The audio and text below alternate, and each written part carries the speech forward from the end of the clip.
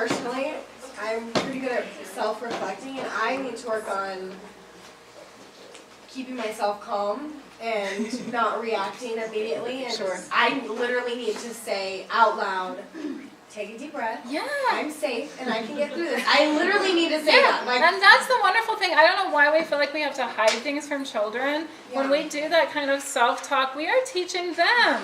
Then they're going to model. You're going to be that person that they're going to be in this class someday saying, yeah, she taught me how to, compose myself and take a deep breath.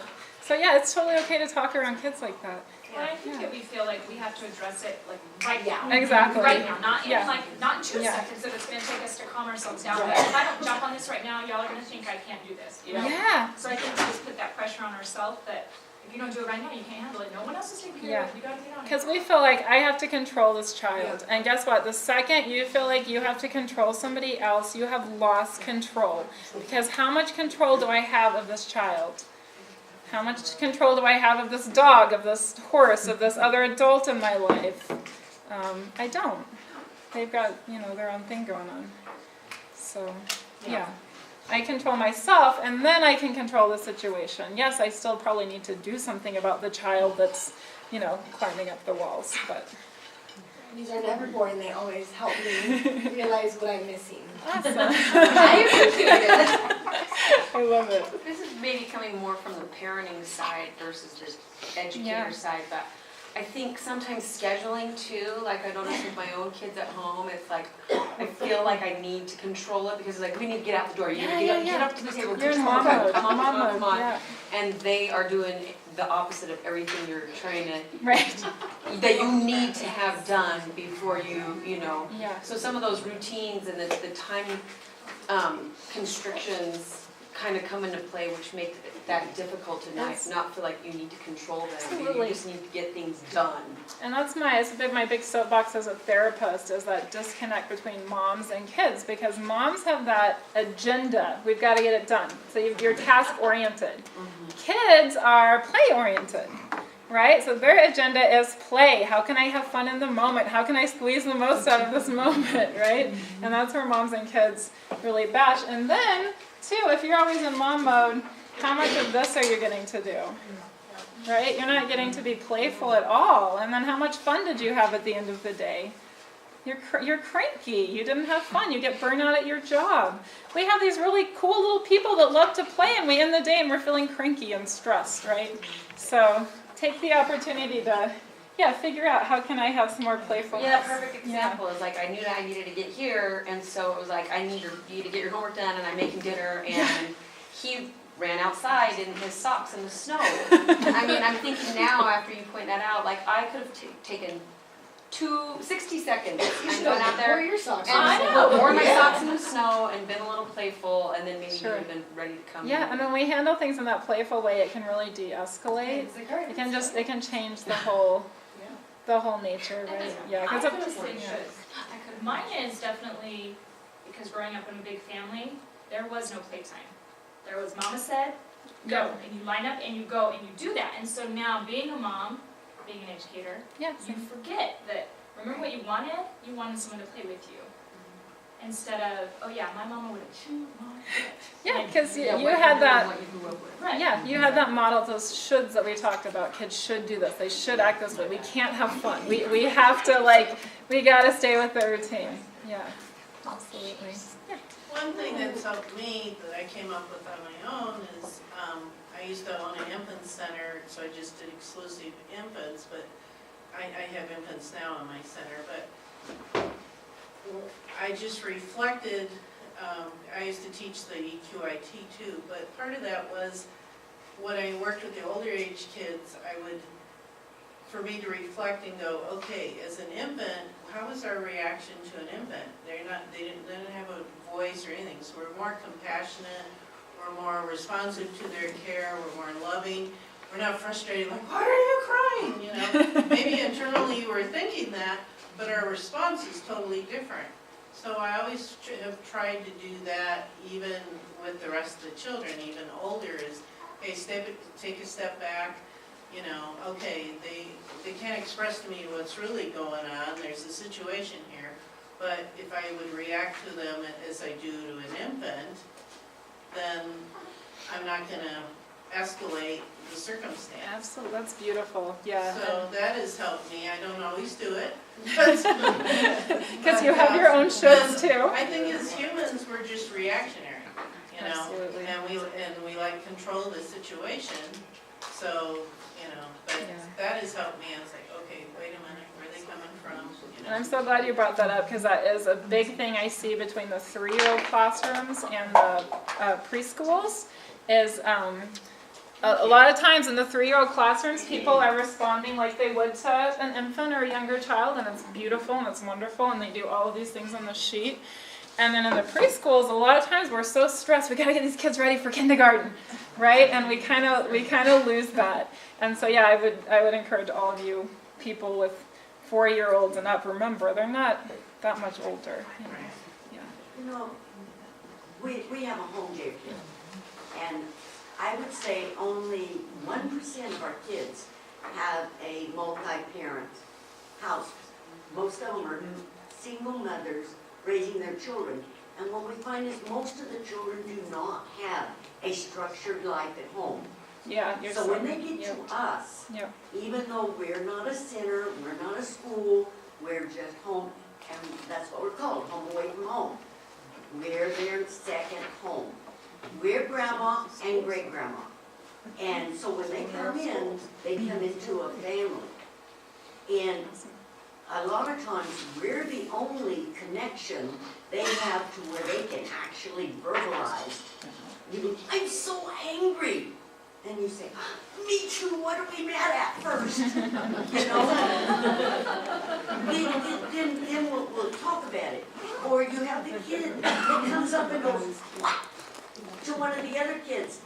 And I'd say, did that make you feel better? No. Well, what if I said, okay, you go walk him, how would you feel? I would be mad. Well, don't you think he has the right to be mad at you for walking him? And they look at me and then they just go on and play. You know, but that's the difference between a structured classroom and a home daycare. Yeah. We're a lot of times the only structure those kids have. Definitely. We have yeah. kids that say, I wish we could live here. And I'd say, well, why? Because it's clean and we get good food. Well, what does that make you think? You know? Yeah, and it's, you know, and you do want to have that structure. You know, you guys that have that structure, it's amazing because you have to have it with 20 kids. So, all right, moving on to one of my favorites, encouragement. So the idea is we all have a unique contribution. The big idea is to create a sense of belonging and interdependence for all children. Looking at praise versus encouragement. So praise places our personal judgment on who we think children should be. I like the way you stood in line. I like the way you sat down. Thank you for, you know, using your inside voice. Thank you for sitting crisscross applesauce, right? So we have these prescribed things we want kids to do, and we're praising them for that. And almost everywhere I go, everyone's really good at doing that. Versus encouragement, which values children for who they are as a person. Are we noticing when kids do something really, really cool that wasn't something we prescribed? So when kids shares with another kid. Sometimes kids have these great ways of helping that in the moment we may not see as helpful, but are we able to see, wow, that child was really trying to do something helpful there. They really had a good intention. So praise is about forcing our judgments of who we think they should be in our children. Encouragement is about accepting our children for who they really are. There's something really magical when we switch over from praise to encouragement. The children get such a closer connection with us. So this is something I try to go into the classrooms and model sometimes, but I have to be careful because I can do this for about a minute and suddenly the children are just really latched on to me because they're hearing these really great things about themselves who wouldn't latch on to that. And so I have to be careful with that because I just want to observe. I don't want all the kids latched on to Can me. you give us an example? Yeah, so it's just basically noticing anything that a child does and bringing it to their attention. So, Wouldn't that be crazy? Yeah, that's crazy, isn't it? no, it's, do you want, yeah, go ahead. I've so got like, some more. one of the things that I try, so instead of saying, good job putting the puzzle together, even if they didn't put it together, I'll say, you worked really hard on putting that puzzle together. So like, even if it's not our perception of perfect, That's a good it's just example. acknowledging that they sat down, they took the time, they turned the pieces the way they thought Yeah. they were, and they put the effort into Maybe it. they totally failed at putting yeah. the puzzle But together. they worked But they hard sit at there it. and worked at it and stayed focused when the whole classroom was in chaos. Perfect example in your classroom, little boy, that has a lot of trouble sometimes. But sometimes he will sit there and work on something for 30 minutes that the other kids finished in 10 minutes, right? That is so cool. You know, I want to say to that little boy, wow, you sat here for 30 minutes, even after all the other kids got up and played, and you spent so long trying to use those scissors right, and look at all the time you spent on this. I am just so impressed with that. Right, so that's me noticing something unique about this child. Does that make sense? I'm sorry to use a specific child, but to use an example, I had to, yeah. Instead of saying, like, I like that you use soft hands, you're saying, like, expand that more, use more vocabulary? Yeah, I'm saying notice the kids for who they are and what they're offering instead of what we want them to be. So I've got a way, I want kids to line up, I want them to sit down, and yeah, we want to praise those things because you've got to have structure in your classroom. So there's nothing wrong with teaching kids how to do those things to have that structure. But I'm saying take a step beyond that and see who these kids are. Like look into their heart. What are they really offering as individuals? And then you will build a really deep connection with them. And they will feel so cool about themselves at the end of the day. They're going to be beaming because they are going to learn something cool about themselves. And the thing about kids are they don't know anything about themselves that we don't tell them. So when kids are learning something bad about themselves, that's because adults are feeding that back to them, or sometimes other kids are feeding it back to them. But we can do the opposite. We can teach them really cool things about themselves, right? So if I've got a kid that's always getting in trouble, I want to start finding those cool things about that kid. And sometimes kids are getting in trouble when they're trying to be helpful. And so I can either look at it as like, wow, this kid is being annoying and getting in trouble all the time, or I can see that this kid is actually trying to be social and trying to help other kids, and how can I encourage that? Does that make sense? So here's some examples. Charlie, you handed your teddy bear to Ethan when he was upset. That was so kind. Look how he's smiling now. Grayson, when Carl wasn't paying attention, you tapped him on the shoulder and showed him where to go. Thank you for helping Carl know what to do. Instead of, Grayson, keep your hands to yourself, right? But so I'm looking, what was the positive intent there? So I'm looking into the kid's heart to see what was his intention, what's he trying to do. So again, a lot of times we're really good at giving praise for the things that we like, but we're really overlooking the things that describe the kid's innate wonderful qualities. That going back to my teacher, Miss Barkley, I think that was something she was really good at. She just loved kids. It was natural for her to find those innate qualities. And so everybody knew good things about themselves when they were around her. So and kind of going back to that beginning video, right? That was a great example where that teacher said, hey, I'm a speech teacher. This kid's got charisma. Let's do this. This is a strength. It doesn't have to be a bad thing. Okay, so determined children will find a way to get our attention. When we miss opportunities to encourage, sometimes children's good behavior will rapidly switch to unwanted behavior.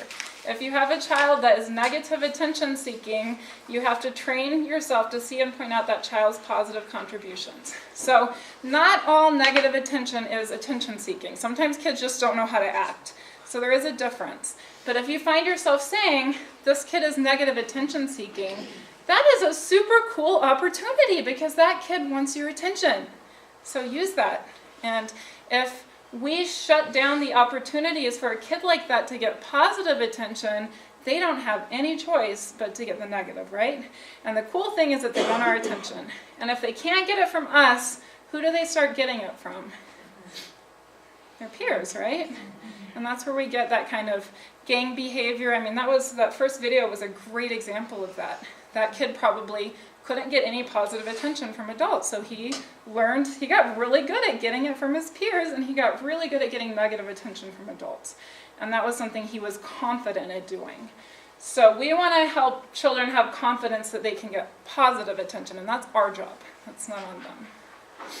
This makes me think of like how many times like when two boys are like roughhousing, we separate them, and instead of taking it as a teaching opportunity, you know. Yeah. Not that they shouldn't be separated. It's you know, there's also that, but looking at it, that's what that reminds me. Yeah, but we don't have to make them bad kids. They're Right. they're good kids that maybe don't know how to be social in a good way. So take that opportunity to Yeah, take teach that them. opportunity to teach them. So we don't have good kids versus bad kids. We have kids who have learned to do what we call good behaviors versus kids that have learned to do bad behaviors. And sometimes we unwittingly reinforce the bad behaviors. So it's something we have to really think about. And that's where having that extra observer is really helpful, because I guarantee you that if I were running a classroom, I would not be perfect at this, right? I would want someone I'm working with that I could bounce off of, that I could talk to.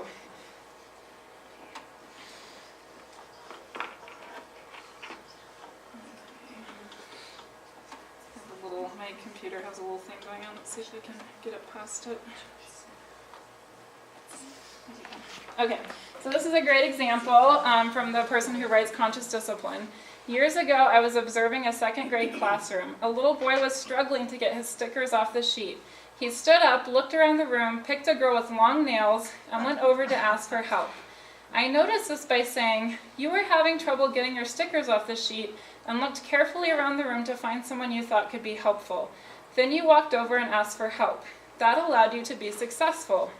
This was my only interaction with this child. 2 weeks later, I was back at the school. He saw me in the hall, broke out of line, and came up to me. I didn't recognize him at first. He said, "Don't you remember me? I'm the one who is successful at school." Isn't that cool? But what could we have said? We could have said, you know, "Thomas, go sit back down. What are you doing? Do this on your own," right? And so how we take the time to notice and describe things has a very, very powerful impact. So I love that example. All right, let's see. I think I'm going to skip this video for a second. So challenge yourself to go an entire day without saying "good job" or "I like what such and such is doing." It's going to be hard for you guys because I've been in most everyone's classrooms, and everyone uses that a lot. Again, there's nothing wrong with it. It's not hurting children. It's just we're really missing out on a bigger opportunity here. So challenge yourself. See if you can describe what you see. See if you can use a bigger language. See if you can start to notice the really cool, innate things in kids that they're putting out there and feed them back to those kids. And just try it and see what happens. So we're going to do a few examples. So, and guess what, guys? I'm actually on time. Aren't you guys proud of me? Except I had to skip the video. But so what I'm going to do, let's just kind of split up. Can we have just kind of get in groups? So could we have like you four could get together, you two could get together. Just kind of switch together where it's comfortable. Like you two probably want to be in at least 2 different groups. This long table back here. Here, I'll leave it. And what we're going to do is we're going to practice noticing. So I'm going to assign, so this front table here, it's okay if you're in 2 groups, but front table here, you guys are going to notice this boy. And then next table, you're going to notice this boy. And then next table, you're going to notice this girl. And then next table, you're going to notice this girl. And then back table, you're going to notice the girl in the back. Okay, so I want you guys to get together. And I want you to just notice, what can you say either to or about the child? Because you can't talk about the child. Can you guys hear me? You can't talk about the child to your coworker if it's in a positive way. Does that make sense?